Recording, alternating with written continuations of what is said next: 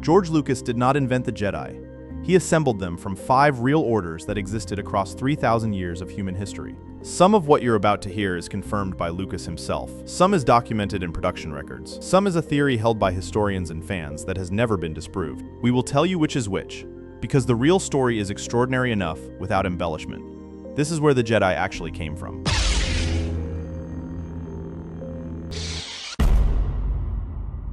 "150 years before the birth of Christ, in the desert east of Jerusalem, a religious order withdrew from the world. They called themselves the Sons of Light. Their enemies they called the Sons of Darkness.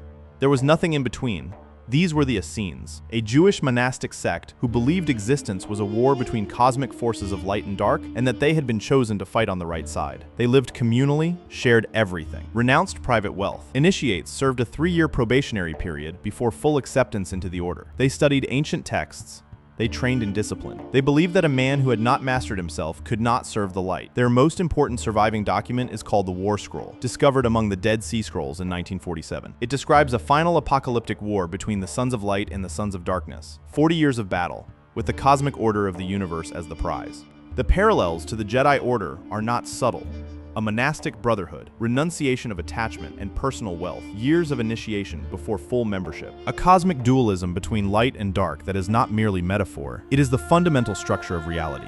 There is no confirmed statement from Lucas citing the Essenes directly. What there is, however, is a documented pattern of research. Lucas spent years studying world religions, mythology, and Joseph Campbell's work on the hero's journey before writing Star Wars. Campbell himself drew extensively from Jewish mystical traditions. The Essene framework, light versus dark, an initiated brotherhood of cosmic duty, is woven so deeply into the mythology Lucas studied that its influence is structural, whether conscious or not.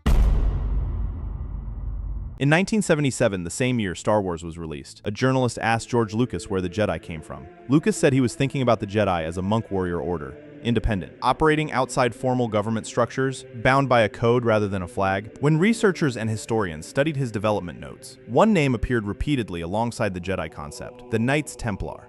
The Knights Templar were founded in 1119 AD, a military religious order operating outside the authority of any single king. They answered only to the Pope, which in practice meant they answered to no one. They were initiated in secret. They lived communally. They renounced personal wealth. Novices spent years in training before taking full vows. Sound familiar? For nearly 2 centuries, they were the most feared and respected military force in the known world. Then, on Friday the 13th of October, 1307, everything ended. King Philip IV of France, who owed the Templars an enormous debt, had every Templar in France arrested simultaneously in a single dawn raid. The charges were fabricated.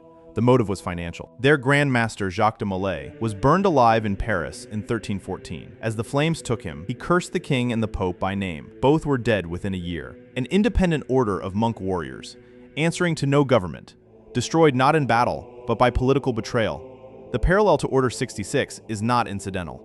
The structure Lucas built, an order that predated and outlasted governments, brought down from within by political power rather than military defeat, mirrors the Templar story with a precision that is difficult to describe as coincidental.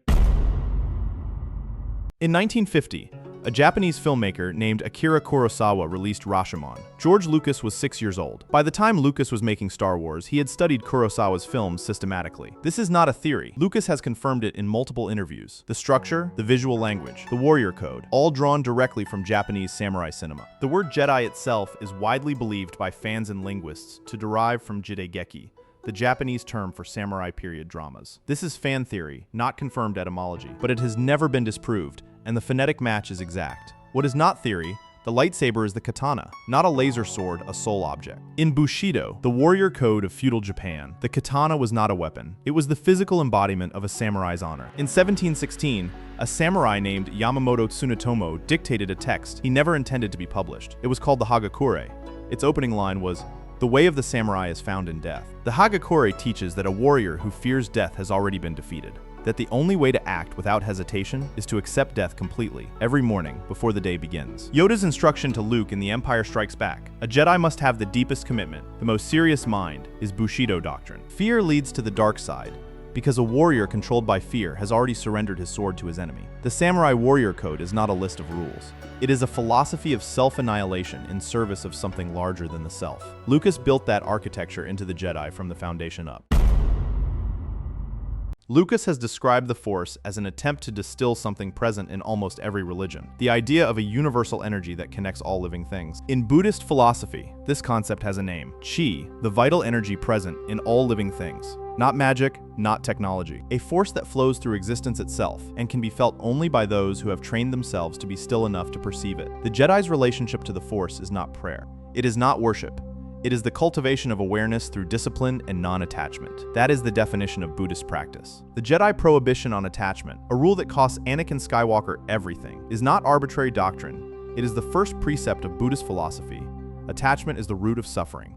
If you cannot release what you love, you will be destroyed trying to hold it. Yoda is more than a simple character. Yoda is a Zen master, small, ancient, unbothered by ego, teaching through paradox, asking the student to unlearn what he has learned. That is not science fiction dialogue. That is 2,500 years of Buddhist teaching tradition. The concept of dying and becoming one with the Force. Obi-Wan's disappearance, Yoda's peaceful dissolution, mirrors the Buddhist concept of nirvana, not death as ending, death as release into the fabric of everything. In 2014, the production team of Star Wars The Force Awakens went looking for a location to represent the first Jedi Temple.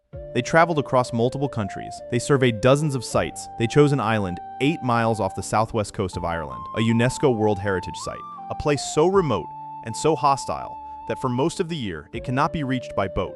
Director J.J. Abrams chose Skellig Michael specifically for its authenticity. He did not want CGI. He wanted something real, something that would make an audience feel, instinctively, that this place had always been sacred. What Abrams found was this: a real monastery, built in the 6th century AD by Irish Christian monks. Hermits who had chosen to live at the edge of the known world, cut off from civilization, in stone beehive cells on a vertical rock face, 8 miles out in the Atlantic. These monks lived there for over 600 years, 6th century to the 12th. They grew nothing but what the rock allowed. They fished, they copied manuscripts.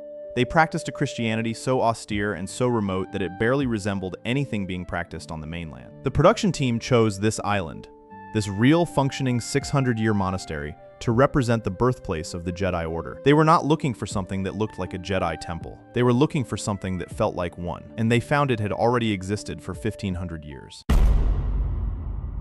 In an interview conducted during the making of the prequel trilogy, George Lucas described his approach to the Force using one important word: synthesis. He said he had studied the common threads running through every major religion on Earth, and he wanted to distill those threads into something a 1977 cinema audience would understand without explanation. Furthermore, he wanted the Force to awaken a general belief in something larger than ourselves, a unifying, unknowable spiritual energy, without pushing a specific, organized dogma onto the audience. The Essenes gave him the cosmic dualism, light and dark, as the fundamental structure of existence.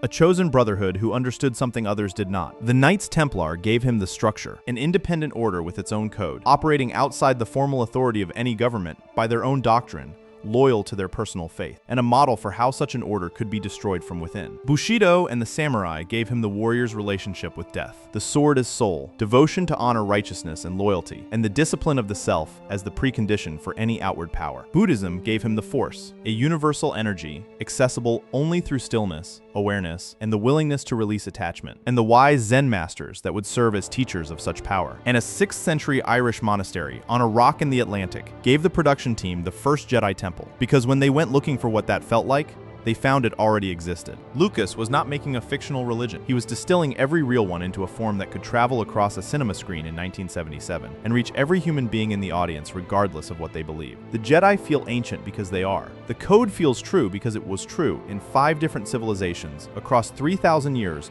long before anyone imagined a galaxy far, far away. He didn't invent them. He remembered them. Thank you for watching. Subscribe for more videos like this.